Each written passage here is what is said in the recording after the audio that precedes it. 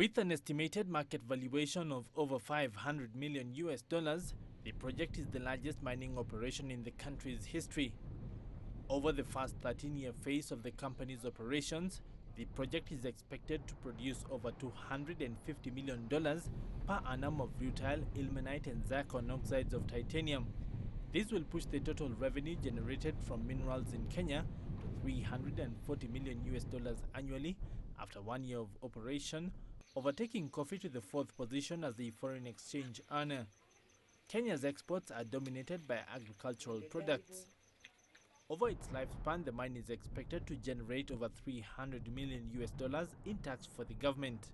The biggest impact this project is going to have is as a catalyst for much more investment in the mining industry. If this project is successful, the way we're determined that it is, it'll serve as a real beacon for foreign investors coming into this country in mining.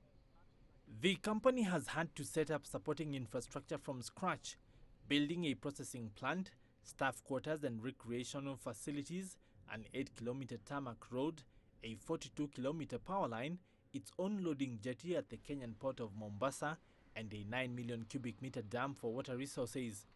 It's a typical problem for mining projects. You tend to find deposits, mineral deposits in out-of-the-way places where there typically isn't a lot of infrastructure. And that's true of most mining projects. They contribute a lot of infrastructure to the country.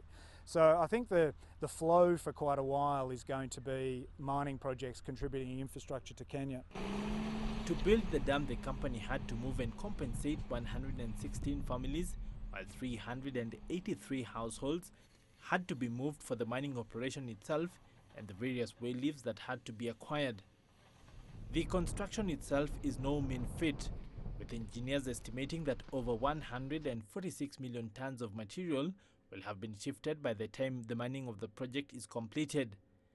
The Kwale Mineral Sands project is reputed to have one of the world's highest concentrations of the mineral, used mainly in paint pigmentation and ceramics.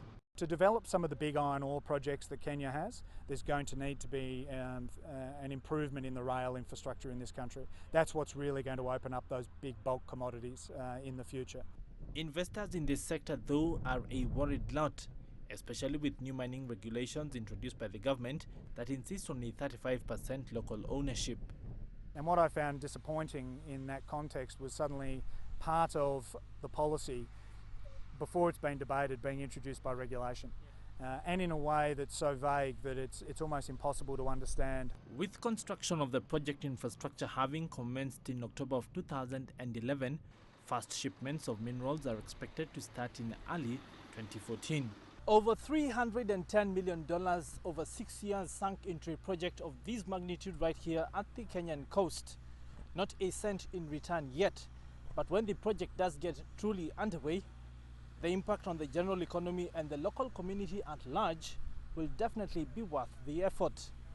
Peter Kabasisi TV in Kwale County at the Kenyan coast.